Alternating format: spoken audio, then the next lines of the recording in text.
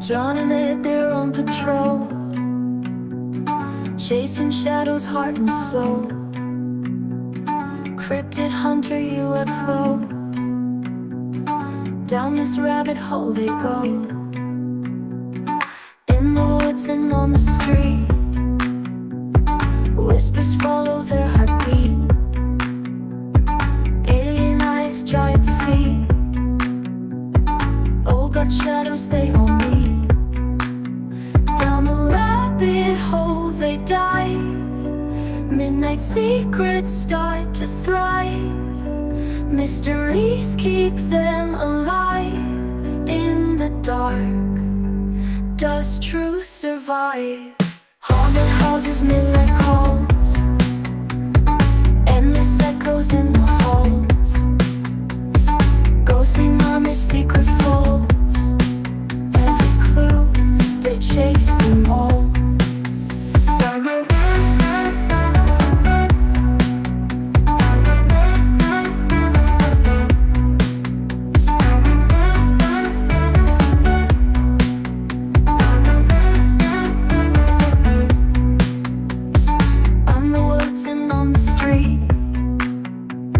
Whispers follow their heartbeat. Alien eyes, giant's feet, old got shadows they all meet. Down the rabbit hole they dive, midnight secrets start to thrive. Mysteries keep them alive.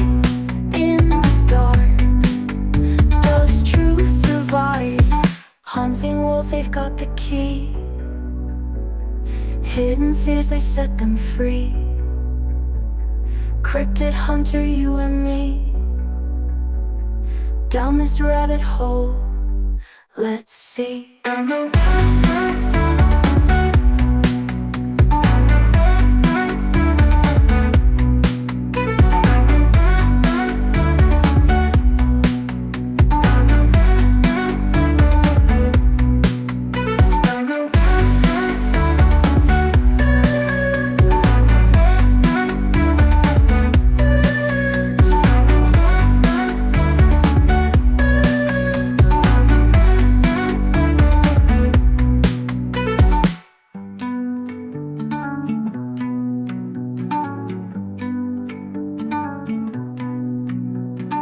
Unseen worlds, they've got the key. Hidden fears, they set them free. Cryptid hunter, you and me, down this rabbit hole, let's see.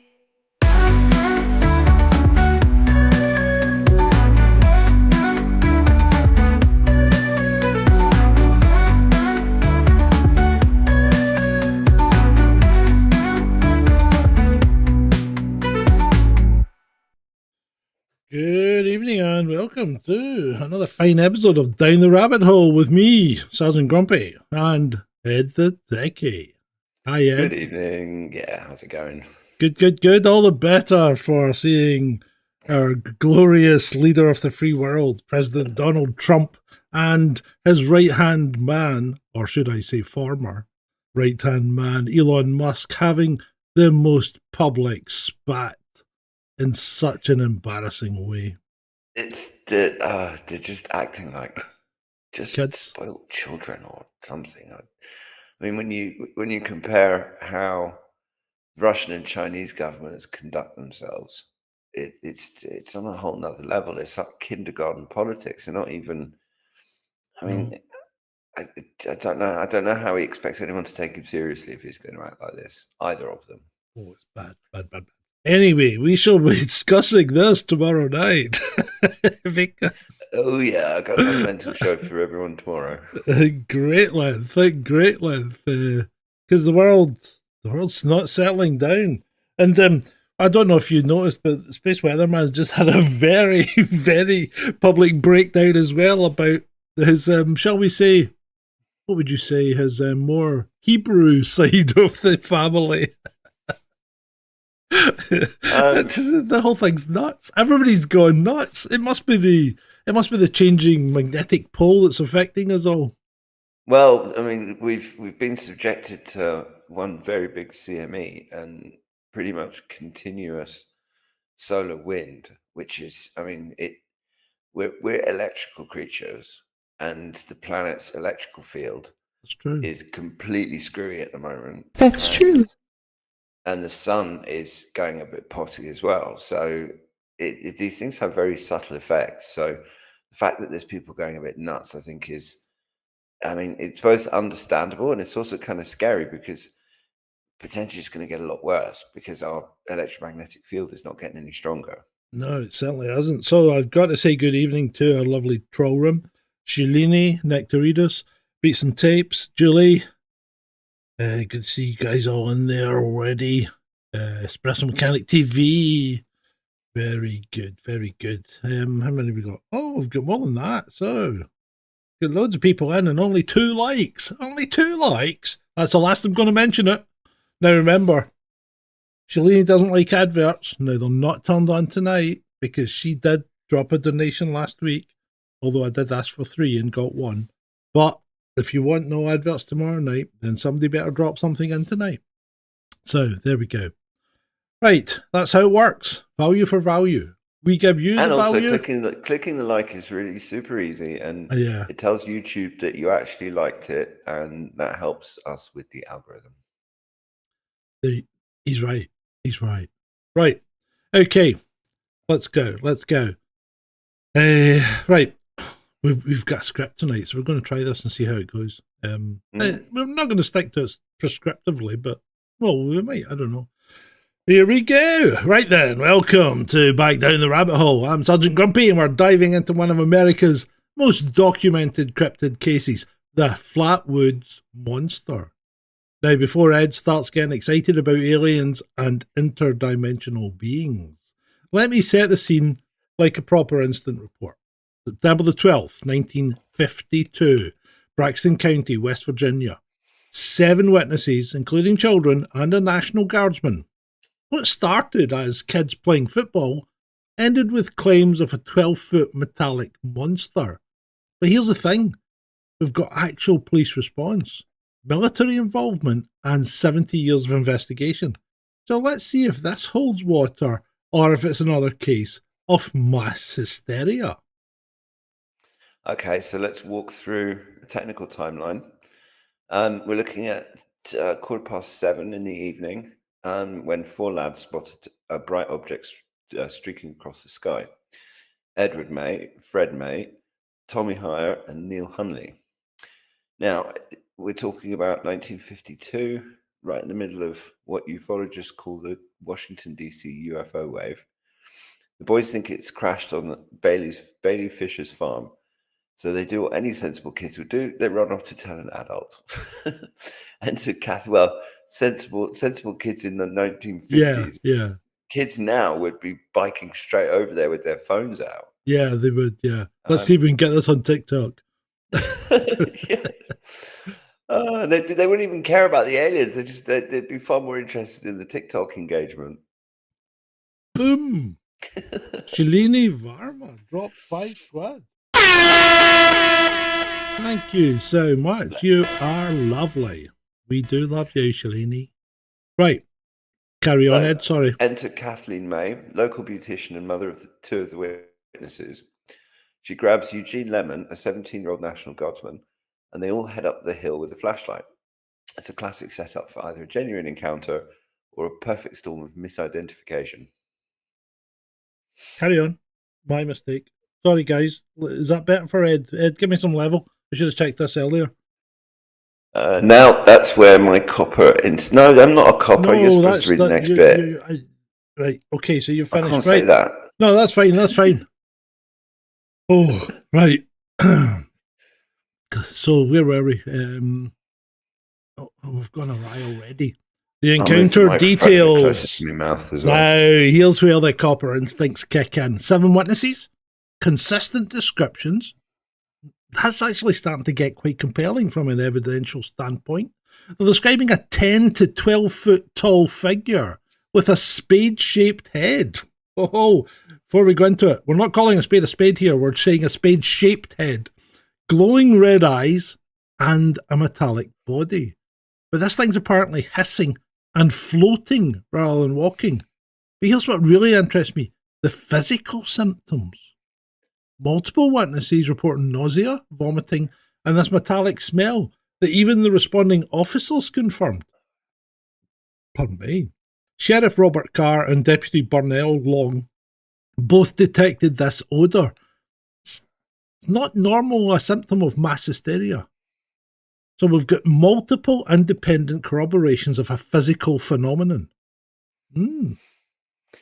It's fascinating. The official response is where this gets really interesting from a research perspective. We've got 50 National Guard members deployed the next day under Captain Levitt. That's not a casual response. I mean, 50 National Guardsmen, that's them taking something very seriously. It was investigated under Project Blue Book, which was the Air Force's official UFO investigation program. They didn't find any physical evidence, but the fact that military resources were allocated suggests someone up the chain of command took this really seriously. The timing is crucial. 1952 was peak UFO activity, with hundreds of sightings across the eastern US. The question is whether this was part of a wider phenomena or an isolated incident that got caught up in the hysteria. The fact that they sent so many National Guardsmen, given that there was a lot of these sightings that were coming in, I mean, this is not that long after Orson Welles' whole War of the Worlds thing, and it was, I mean, it can't be understated what an interesting time it was. Yeah, indeed. So, enter Gray Barker. And this is where the case gets even more interesting, more credible, more complicated. Barker was a local lad, 27 years old, worked as a movie theatre booking agent. Importantly, he got to the scene pretty quickly, within days, and then conducted proper tape-recorded interviews while memories were still fresh. Which is, and you know, it might be a bit off topic, but it's a lot quicker than the 3 or 4 months before what's his name went out to the school in Africa, remember? Yeah. No, it wasn't Bud Hopkins, it was the other one, John, oh good God, what's that? Oh, it doesn't matter. Anyway, so good investigative work here. His article in Fate magazine in January 1953 is basically the primary source document for this case. But here's the concern. Barker later became involved in the Men in Black phenomenon and other questionable claims. So we need to ask, was he a thorough investigator who documented something genuine, or was this where he learned he could make money from UFO stories? That's a good question, and it's one that you always have to ask it when you're looking at UFO researchers. And I mean, cui bono, which is the old Latin phrase, follow the money, or who benefits rather.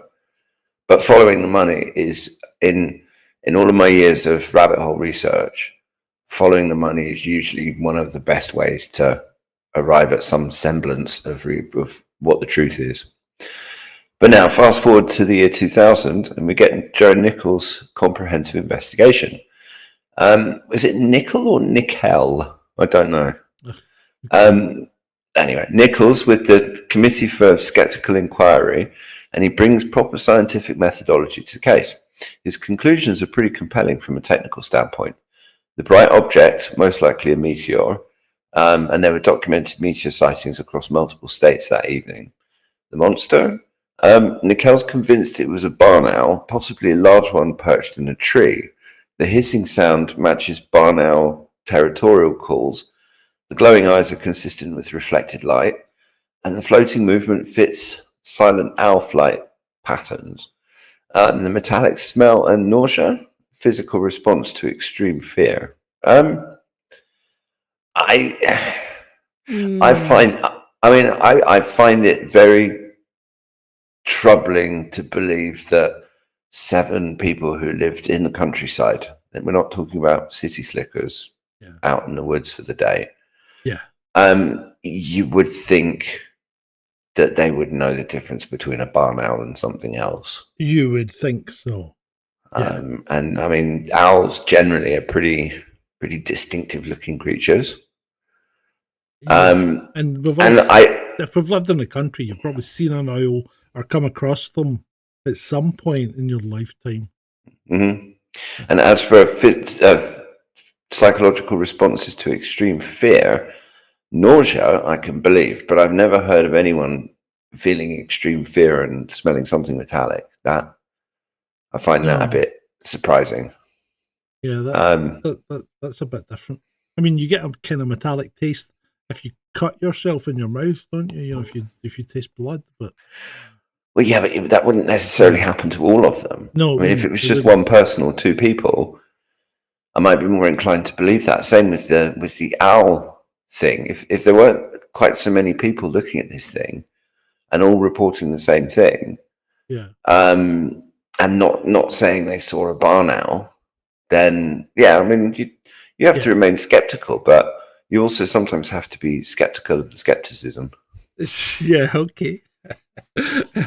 So, and this is where we start looking at it from a social perspective. Regardless of what actually happened in 1952, this story has become a proper industry because the town has adopted it. The Flatwoods Monster Museum opened in 2017. They've got annual conventions, they've got documentaries, merchandise, the whole works. They have a carnival, they have a parade and everything. And you know what? Good on them. If you're going to have a local legend, you might as well make it help pay the bills. But from an investigative standpoint, this cultural development creates problems. Every retelling adds details, embellishment. Every documentary needs to be more dramatic than the last. The further we get from 1952, the more the legend grows, and the less we can trust the actual evidence. And it doesn't sound like anyone since 1952 has even seen this thing. Yeah. So it's not. I mean, it whatever it was a one-off, and I mean, it's like the little alien near Roswell, New Mexico. Yeah, you can't blame people for wanting to make a buck out of local legends, especially when it's something to do with UFOs. And there's plenty of people that are interested in this stuff and would basically go there specifically just because of the monster. Yeah. But it just, once people have retold the story enough times, I mean, I think the most interesting part of the case is that original journalist who went and got loads of recordings with people right after it happened, and then wrote an article about it. To me, that's the definitive account of what happened, and all of the embellishments and additions that have come since should really be treated with large amount of skepticism. Yeah, I think they probably should. Yeah, you're right. But let's break it down to the three main theories. The first is an extraterrestrial contact. Supporters point to the 1952 UFO wave, the mechanical descriptions, and the Air Force investigation. Second, we have misidentification, which is the barn owl theory backed by scientific analysis and the lack of physical evidence. Third, it could have been an unknown cryptid, which is essentially saying we don't know what it was, but it was something. And from a research methodology standpoint, we need to apply Occam's razor, which you and I always try and do. We do. And Occam's razor, named after Sir William of Ockham, which essentially requires the fewest assumptions and the most simple. Occam's razor is effectively the most simple explanation is usually the correct one. Yeah. It's not always the case, but it's usually the correct one. You're right. Yeah. And applying that logic, the meteor and the owl theory explains everything that was observed without needing anything extraterrestrial or kind of extrasensory or anything like that. But at the same time, as I said before, I do still have some issues with the whole barn owl theory. Yeah. Yeah, no, I agree. So what does this case teach us about investigation? Whether you're dealing with cryptids, UFOs, or just regular police work. First, timing does matter. Immediate investigation preserves evidence and testimony. And you're going to get the best testimony the quicker you get it out of people. Because as we've pointed out on numerous occasions, memory is far from infallible. And suggestion is very easily done, actually, when it comes to memory, especially when trying to remember incidents that occur in a flash of a second and you're trying to recall them an hour or so later.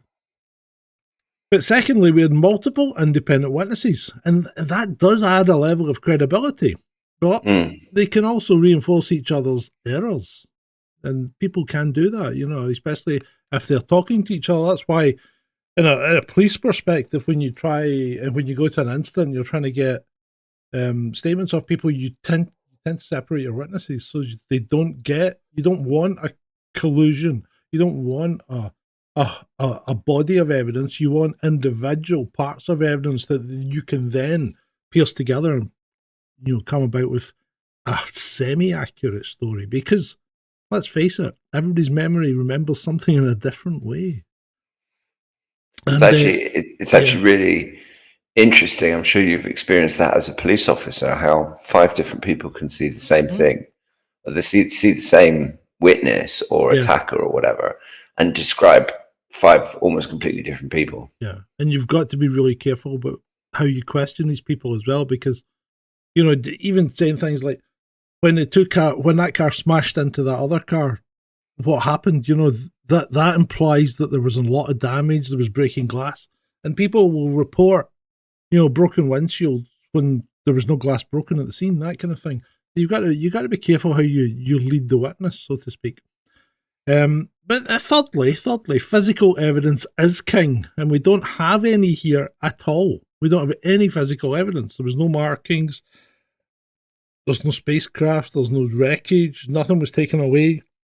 So, or we don't have any physical evidence. No mutilated cattle on the ground. Yeah. We don't have any physical evidence that's been admitted to, because what did those 50 National Guardsmen find? Did anyone interview all 50 of them? I don't know. I doubt it. Fourth, cultural factors. They influence how stories develop over time. So what starts as a small, kids maybe scaring themselves in some respects, a meteor comes across, a barn elf flies over their head, making a hissing sound, and they blow it up out of all proportion, and maybe they feed off each other, and you come out with an elaborate and dramatic story, that just gets more and more dramatic with each retelling. It doesn't mean the original witnesses were lying, but it does mean we need to be very careful about what version of events we're analysing. Absolutely, especially given we have to repeat it again for emphasis that this is a time period in America where there were a lot of UFO sightings, and it was very much part of the zeitgeist. Yeah. And people, if you're reading about this stuff all day long in the newspapers and then something slightly weird happens, there's potentially more of a tendency to start blaming extraterrestrials just because you don't necessarily understand what you've seen. Yeah. And everyone else is seeing aliens, so I want to as well, kind of thing. Yeah. It's like because people keep asking me, because I do that Cult of UFO channel and all that as well, and they keep asking, have I ever seen a UFO? And I've got to say, no, I don't think I have. I'd like to, but I'm not going to lie. I'm not going to say I have, even though I don't think I have, but I think I've seen a ghost. I've told you about the ghost before. Mm-hmm. Yeah. I don't think I've seen a UFO, nor do I think I've seen a ghost. Yeah. The ghost was real. I've seen a lot of very interesting and cool things in my life, but never a UFO or a ghost. I've seen a lenticular cloud, and that looked really like a UFO. It was pretty cool, and it was over. Lenticular clouds can be very, very, very cool. Yeah, it was pretty cool. A bit like, have you ever seen Nope? That's a bit like that's a lenticular cloud in that, isn't it? Nope. Yeah, the movie. No. It's a Christopher Nolan movie, I think. Okay, Nope. I haven't seen Nope. It's worth the watch. It's not a bad movie. It's not a bad movie. Is it? Okay, I'm going Yep. to put that on my IMDb watch list on your recommendation. Do that. Is it just called Nope? Yeah, it's just called Nope. Right, I think. Have you done your last little bit? Or is that? Or are you? No, I think it's mine is the next bit. So what makes Flatwoods Monster significant isn't necessarily what happened on September the 12th, 1952. It's how the case demonstrates the evolution of modern cryptid and UFO culture.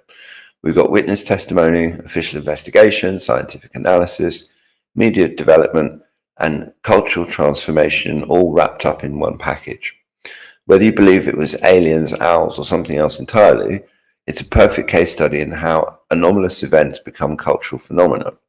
The real mystery might not be what the witnesses saw, but how a single evening in rural West Virginia created a legend that's still generating tourism revenue and YouTube content 70 plus years later.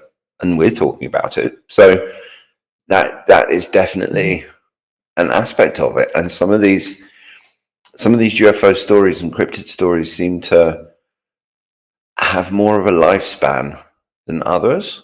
Yeah. It's quite interesting how that works, even though there are other UFO encounter stories that we've covered, which are actually much more compelling, where there is interesting evidence, but they don't take up the same kind of cultural significance that stories like the Flatwood Monster do. Yeah.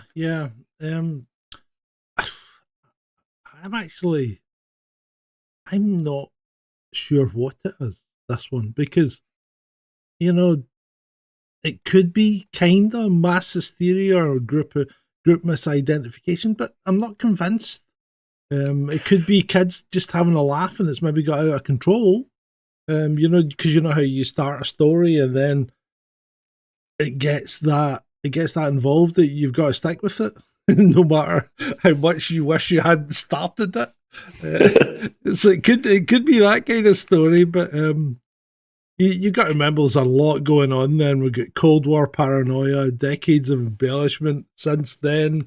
What do you guys think? What do you think the Flatwoods Monster was? Do you think it was a barn owl? Do you think it was real? Do you think it was some interdimensional The barn owl description? I don't know. I mean, the barn owl description is one that I struggle with it a bit, because owls are very distinctive creatures.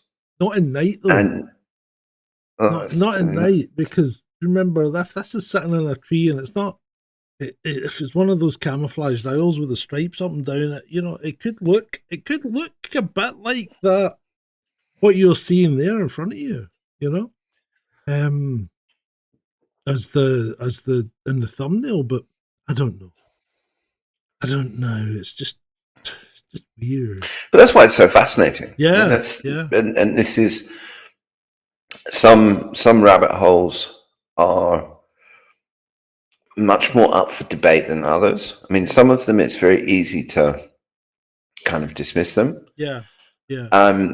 Others have so much to them that you come away thinking there has to be something to that one, because it's like Rendlesham Forest, for example, that whole UFO encounter.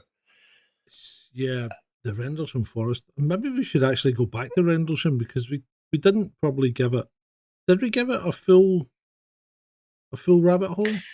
Not really. I think the only time we covered Rendlesham in a UFO rabbit hole that we did, but I don't think we've done a show about Rendlesham. Maybe we should give Rendlesham a full show, because it's quite interesting. What do you guys think? Do you want something like Rendlesham, or would you rather have something else?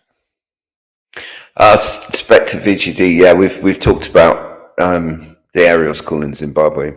That story. Yeah, we haven't done a show about it. Yeah, but it's one that we do keep coming back to. Yeah, we kind of differ other on shows. I think we kind of differ on it. Ed's probably more accepting of it than I am, and I've got a big downer on people that use hypnosis regression. to get stories out of people, because I think it's all a load of shite. I really do. I think. I mean, I found they're the Zimbabwe one very convincing until until you started wasn't pointing Buzz out some of Hopkins. the police investigation Yeah. aspects of it, and I'm now much more skeptical about that one than I was before. Yeah. Whereas Rendlesham, I'm absolutely convinced that something. There's a lot around it, Rendlesham as well, because it's not just Rendlesham. I mean, there's like 3 aircraft bases there. You know, a couple of RAF ones, or a couple of USAF ones, and an RAF one. I think maybe we should do a Rendlesham. That'd be quite interesting. Yeah. I think it'd make for a good show. Yeah. Absolutely. And there's other stuff that's come to light since about radar experiments and stuff. Mm-hmm. So yeah, I think Rendlesham could be quite good. Yeah. I mean, the thing about Flatwoods is, it's like you said, it's the lack of any kind of actual physical evidence apart from what the people say they saw. There's no footprints. There's no traces of radiation. There's nothing. Just like nothing happened. What the hell was that guy called? John. You know, the guy from Harvard, John. Oh, come on, help me out, people. What was he called? Did he get killed? He got ran down in Oxford, I think, and killed. I can't think of the one you mean. He was really famous. John. Why don't you just ask Grok quickly? Yeah, okay. What have we got in chat? No, Theatre Lifestyle, you absolutely can't always trust what people say. Beats and tapes, yeah, well, we didn't cover it on its own. I mean, we have talked about it in other shows, and we did a little segment of it in the UFO, the big UFO rabbit hole that we did. Theatre Lifestyle, yes, I like Hedwig too.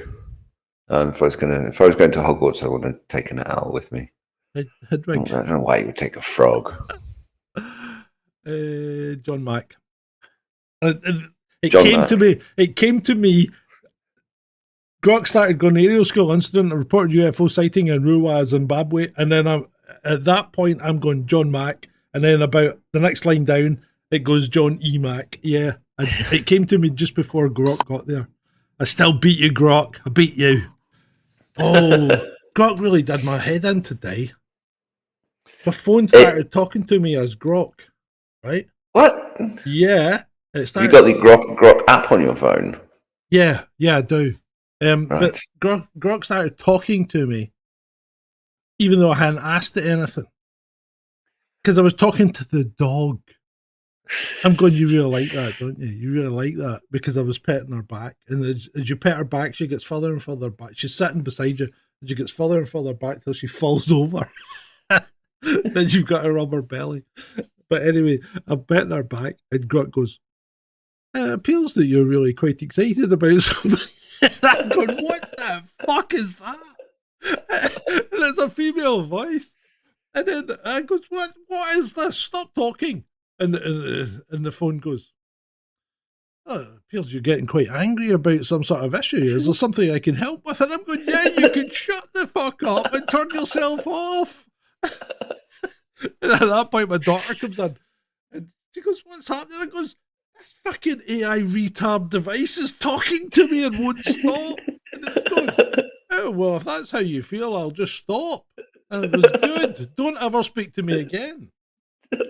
And then about 10 seconds later, "Well, I understand that I've upset." "You said you're still talking!"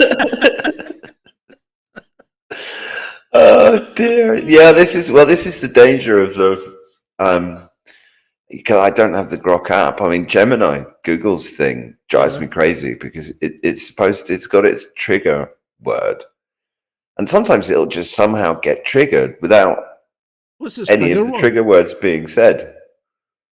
Hey Google. Oh, right, okay. And then it's just pinged on. Yeah, what you need to do is you need to give it a trigger word like elephantitis, one that's not going to come up. You can't change it though. That's a shame, because you really need one that won't come up in general conversation. It's like Alexa. What happens if somebody's called Alexa? Imagine if you got Alexa and somebody's called Alexa, and you can change Alexa's word. I know that, but can you imagine the consternation that would cause? Hey Alexa, Well, have you made the tea yet? I'm sorry, I can't do that bit. oh dear! Did you see the what was it? Amazon. I saw a story on X today about Amazon bringing in robots you'll have Yes, the yes, robot in the delivery van, and they'll take the yeah. packages. Yeah, and the van's going to drive itself because it's an electric vehicle. Of course it will. And yeah, this is going to end. I can see it now. It's going to end badly. It's going to end badly. Yeah. I mean, it's just honestly, these people have not been watching enough dystopian robot movies. Yeah. Seriously, I mean, iRobot, Terminator. They can't tell me that they haven't seen the Terminator movies. How can you build intelligent robots and not think about silly little things like what happens if the robots decide to hate us and want to take over the bloody world? Yeah. If you're gonna have Google write your essays for you, Tiana, you better be smart about it, because go to college or university, they check, and people get caught. Yeah, and the what is it? Oh, I can't remember the word. It's on the tip of my tongue. But Plagiarism. Yeah, that's it. The plagiarism software that they use in universities now is getting more and more sophisticated, because it's using AI. Obviously, well, yeah. I mean, now it's like they don't even have to write the essay. You just go to Chat GPT and say, "This is my school assignment. I need to write a 500-word essay on X, Y, and Z," and it just does it for you. Yeah, you got to be careful. I mean, the AI is brilliant. It's a brilliant tool, but you got to look at it as a tool. And like, for instance, it really helped out doing some of the research into the Flatwoods thing. It's very good, but you got to make sure that you don't let it do too much for you, you know? And you have to backstop it. Yeah. I learned a lesson in that today, because I had AI making a bunch of changes to some code, and it got one little thing wrong, and suddenly data wasn't being assigned correctly, and it was a non-serious incident, so there was no major damage done, but it's still a lesson in you've got to check this bloody thing. You cannot rely on these AI systems to get it right first time. And I mean, that's as it should be, because the thing is there to, I mean, it can save you a bunch of time doing stuff, but you still got to put some time in yourself to backstop it. Yeah.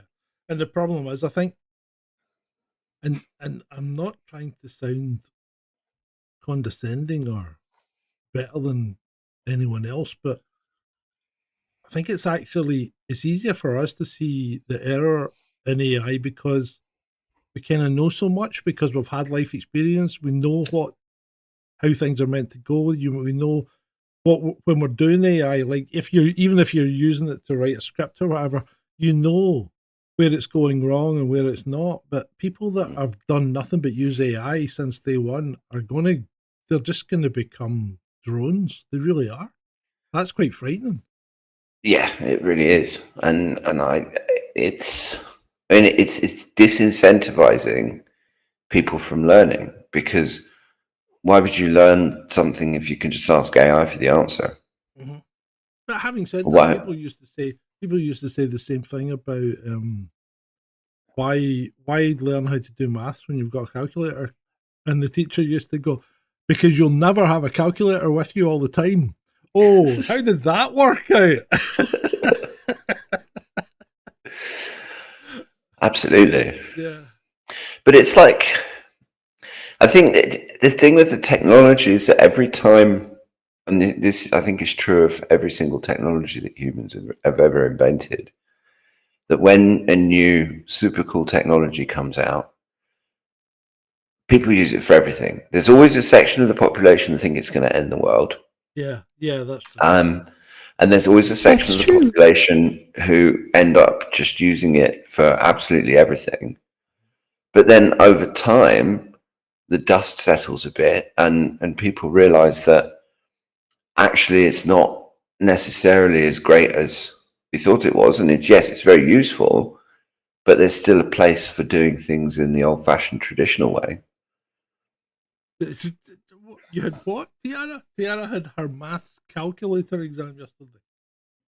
I've never heard of such a thing. So, Calculus must be. so does that mean you have to use a calculator for this maths exam? Because we weren't allowed to take in pencils and a ruler. Yeah, we were never allowed calculators in our maths exam, but I can't imagine that they're. I think for some of the exams we were, but not. Yeah, we were still expected to do memorizing things. I think the first open book exam I did was my Prince 2 project management stuff. And that's technically an open book exam. But you spend like half the time marking up the book so you can go to things quickly because you only get a certain amount of time. So it's all very well to have an open book exam. You've still got to have a working knowledge of the subject, a good working knowledge of the subject, and some sort of conception of where the answer's going to be. Mm-hmm. Yeah, and I see that quite a lot with AI as well, because a lot of people don't have the nuance to craft a prompt that's going to give you something that's reasonable, because they just ask like very simplistic questions, and I find in that case you get a very simplistic answer. Yeah, you do. And I think it's like people say, oh, AI is going to take all the jobs. Well, actually, if you're good with English, there's a whole new career pathway opening up for you in prompt engineering. Yeah, there probably is. Yeah, because it's one of the main things that I've been doing for the last 6 months or so. Yeah, is prompt engineering of different types, getting AIs to produce specific structures of data output or format documents and structure them in a particular way. And one of my personal big bugbears with AI at the moment is that they're really not very good at following instructions. No, they're not. Especially Grok is freaking terrible at following instructions. Yeah, but then they all have issues with it. So Nectaridus says he's dropped me something in PayPal. I will take that as read, mate. Thank you. You are a star, as always. That's 2 donations tonight. Wow. We're getting Woohoo.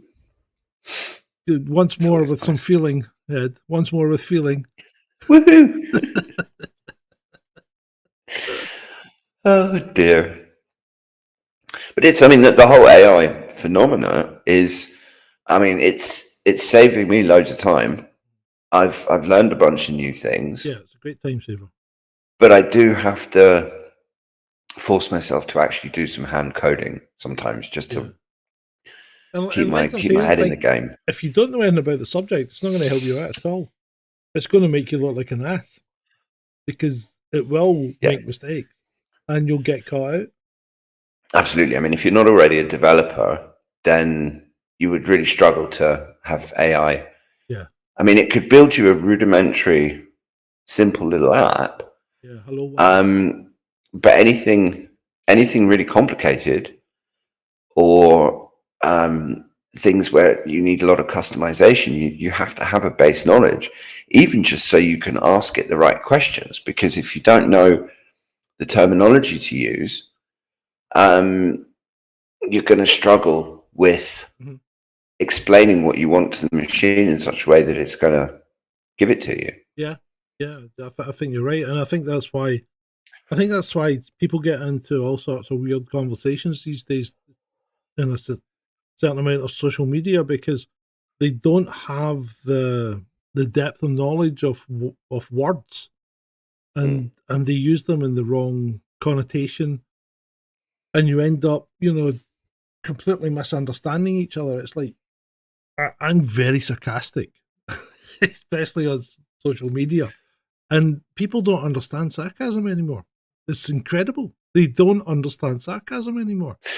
But the thing is with sarcasm, a lot of sarcasm is about tone of voice, because you can say the same thing Well, yeah, but in two different ways, and Yeah. one can be sarcastic and one cannot be sarcastic. But then you also have the problem of interacting with Americans who you don't understand sarcasm. they don't get it. You have to point out that it's sarcasm, which kind of defeats the objective of the exercise. It's like, see the amount of people that can't understand what a parody account is. Yeah, there's plenty of those. And I think some people, there's also the anonymous internet arsehole syndrome, where some people, I mean, I remember when I was, I spent years playing World of Warcraft, and I ran a raiding guild, and we had this one guy who he was just a dick. He would literally just be, he would just be winding people up and being irritating. And I didn't understand it. And then I realized one day after a conversation with him that he just enjoyed it. He was doing it deliberately, that he wasn't actually like that as a person. Yeah. But because he's online and he adopts this persona. Yeah. And for him, it was just blowing off steam. And for everybody else, it was making people's lives miserable. That's like when we play with Fortnite. I do nothing but moan. Nothing but moan. I'm not like that in real life. Am I? Well, you have your moments. Well, okay, I do have my moments. Oh, yeah. But the Flatwoods monster, I mean, it's an interesting one.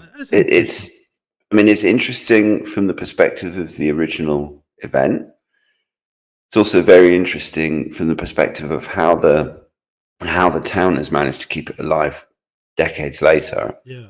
And they have their festivals, and I'm sure there's all sorts of memorabilia, and everybody in the town probably has their own story that the grandfather told them or the dad told them or whatever. And I'd say good on them. Just from a purely commercial perspective, if you're going to have an incident like that and you can milk it to the point where it's putting bread on the table for people, then who cares whether it's true or not?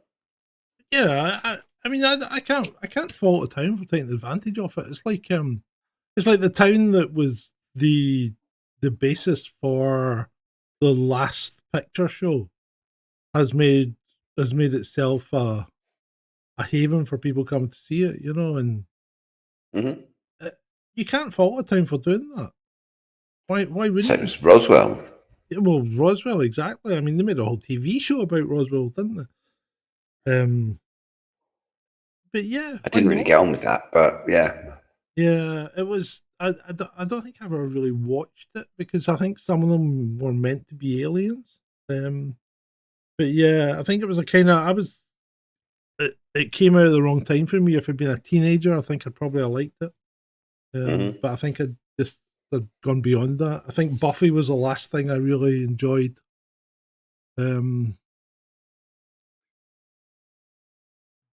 It seems like a much more innocent time. I mean, if you think about the 1950s, the world was a very, very different place in the 1950s. And I'm not saying it was perfect, or I wasn't alive in the 50s, so I don't know from personal experience. But when you look back on that period, compared to the absolute clown show that the world is now, so I used to say that it wasn't the fact that we have more crime now. It was the fact that we know more now, and our perception of crime is higher, right? But over the last decade, that's not true anymore. There is more crime now, and life is generally getting more. Society is more dangerous than it used to be, which is quite disappointing. Yeah. I mean, nowadays there are societies that are getting more safe, like El Salvador, for example. I mean, when I was a kid growing up in the 80s, El Salvador was a mess. Well, yeah. And to be fair, so was New York. I mean, I went to New York in 83. and it was scary. It was Mm. scary. Once you were out of New York and into America, especially small town America, it's just small town America is just so fucking wholesome. It's unbelievable. I love it. I just love it.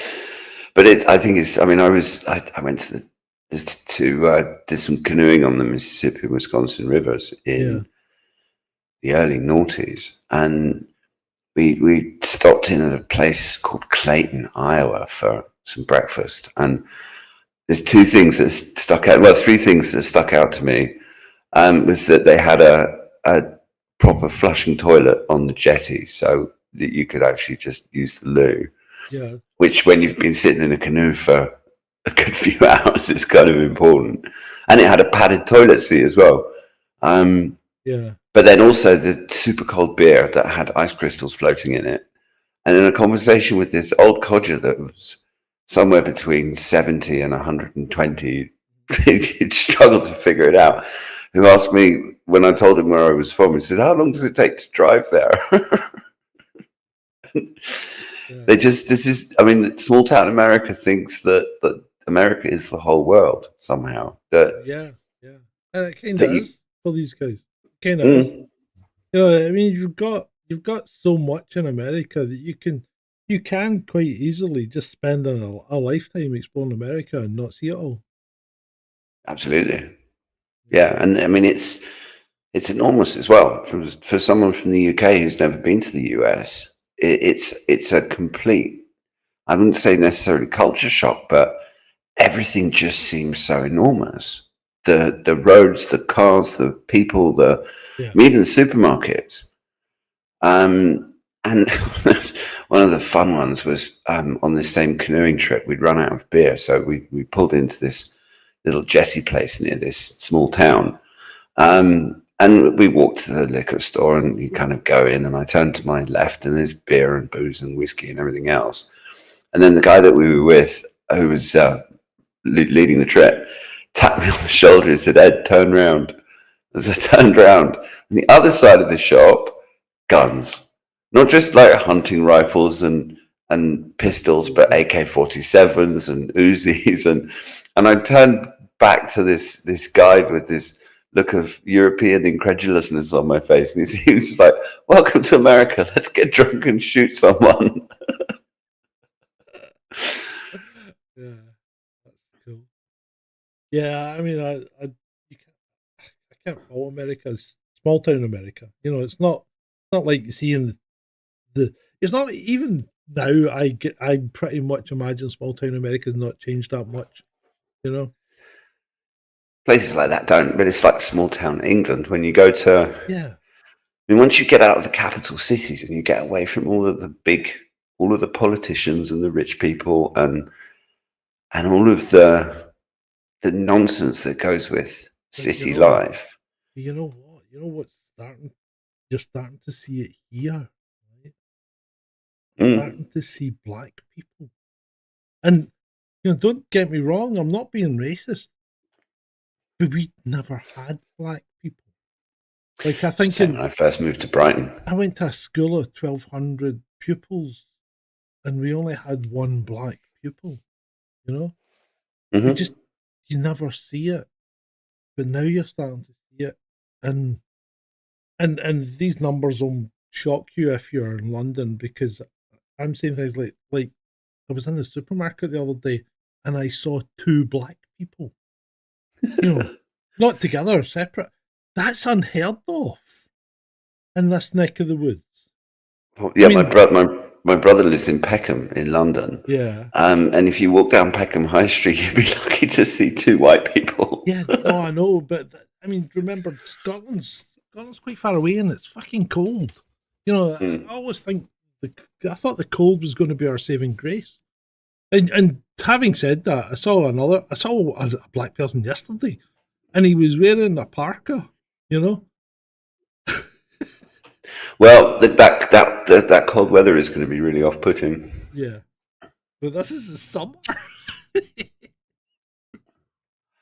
mean, fundamentally, I don't have an issue with people of seeing different colored skin. I mean, I was brought up in Africa, and I remember coming to Europe on holiday and finding all of the white people really weird. And when I was a kid, Yeah, because you're seeing different large from groups of culture. white people for me was really unusual. Yeah, And ultimately, it's not about the color of your skin. It's about how you behave, and are you I think that's the problem. integrating, or are Yeah. you not integrating? And if Yeah. you're not integrating with someone that you move to, why the hell did you move there? Exactly. And it's like when I went to France, I mean, when we were living in France, we went to French lessons every week. You know, we went out our way to speak to our neighbours and engage in French pursuits, so to speak. And there were, you know, the town we were staying in had actually quite a lot of expats, and they kind of stuck together. And it's like, you know, why? Mm. Why not try and integrate more? You know, they had a pub that only the English would go and drink in. So we would go to the French pub, and they welcomed us, you know, very much. You know, there was no problem. And we would go to the English pub as well because it made good burgers. But, you know, why not try and get everyone in the community? If you're going to move to another country, you've got to embrace their customs, you know? And you've got... I don't see why, I don't see why, what the point is in moving to another country if you don't. Mhm. Because, I mean, why, if you just want to recreate your own little bit of England in France, why not stay in England? Exactly. Well, the weather's And I mean, especially when it comes to language and stuff. the weather's better. But people didn't see, this is the problem. People don't want to try and learn another language. I mean, I enjoyed trying to learn French. I mean, I did a bit of French at school, and you pick up some of it quite quickly, and then, you know, it gets harder. French is a complete asshole language to try and learn. Because But the thing is that first of all, French is gender specific. And I don't mean male and female for people, I mean for everything. You know, a car's got a gender. Every word has a gender. It's absolutely mental. Well, it's that really funny meme.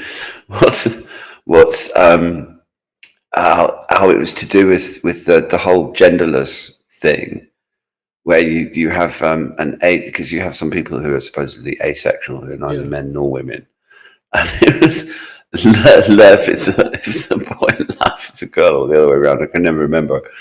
But it's just, I don't understand how the whole transgender thing works when everything has a gender, when all of your words are gendered. And then you could say, no, I don't have a gender. Yeah, okay, but your language does. Anyway, but if you think about it, English is a complete arsehole language to try and learn. Mm. You know, look at how many words you got for there. There's 4. And every one means different thing. Words with silent letters, night and night. Different pronunciations for the same thing.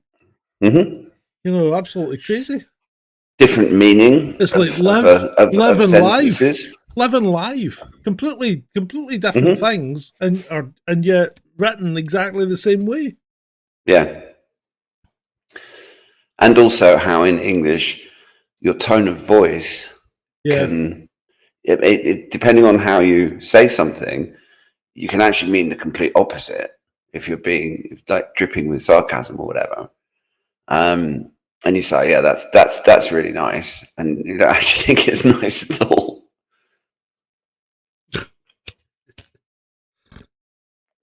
Oh. Well, yeah. So anyway, so chat room. Rendlesham next week then, is it? We could do Rendlesham next week. I'm up for that. Could be. Tomorrow night's going to be all in, and it's going to be absolutely freaking mental. And that's just based on what we know is going on in the world today. And I mean, even while we've been on air, let's just see what. I dread to think what's actually happened. I sent Ed a potential thumbnail for tomorrow night. I goes, "This is a potential thumbnail for tomorrow night's All In," And about what? Within 5 minutes, Elon had dropped the Epstein bombshell on us, hadn't he? Yeah. Good nuts. Absolutely nuts. Yeah, tomorrow night's going to be mental. And of course, we've got to talk all about the Ukrainian stunt. Oh, people are melting down as well. See the amount of people that I posted Bob something. Moran's just posted the Epstein client list is about as likely to genuinely exist as Michelle Obama's pregnancy photo album. Yeah. I just don't get it. I just don't. I mean, what did I do? I posted something today. I can't remember where it was now. I've lost my train of thought. I was in full flow when you interrupted me. I'm blaming you, Ed. I'm blaming you. Oh. No. Yeah. Musk has just predicted the Trump tariffs will cause a recession in the second half of this year. Oh, it's nice. Oh. I love how people. They don't like it. That's what I posted. I just posted something I think, which was fairly obvious, and I was a bit disappointed in Mr. Trump. You saw that, Ed? Yeah. Mm-hmm. And this guy has been going at me left, right, and centre. Cowboy Bob. I think it's Amy's husband, right? And he's been going at me left, right, and centre. And now he's saying everything that Trump's doing is from the last fucking administration. Your fucking idiot government is propping up the, Ukraine. You know what? UK's not doing this without American assistance, because Ukraine is not doing anything without American assistance. And then he goes, No. "Fuck right off, idiot bozo." Why do people get so wound up? Why do they get so wound up when you criticise a politician? And let's face it, I think if anything, Ed, you, me, Ben, we've always been exactly the same. We've always said the enemy is the government, regardless of who's in it. Absolutely. I am too old to be idolizing politicians, frankly. Yeah. I used to. There was politicians that I really looked up to who end up letting you down and turn into kiddie fiddlers or whatever. And I guess maybe I'm just too old and cynical, but you just can't trust them. You can't trust these people who are supposed to be there lording it over us, because ultimately they're not the ones that are really in control. And they'll say whatever they think people want to hear in a lot of cases. Yeah, you're right. Oh. But yeah, so that was the Flatwoods monster. That was the Flatwoods monster. It was okay. It was an interesting one. Mm. It's not one you hear an awful lot about, but it's fairly interesting. Yeah, no, I'd never heard of it. And it's always good to cover some of the smaller encounter stories. Pick them to pieces, as it were. Yeah. Tomorrow night, all in. I'm looking forward to it. I am looking Me forward too. to It'd be good. It should be a cracker. Definitely. You people out there, come back tomorrow night and we will rip everything apart. Absolutely everything. It will be a disaster, as always. And with that, I think it's good night, Ed, isn't it? Yeah, it's been a lot of fun. Thanks for joining us, guys. It's been great. It's been great for you.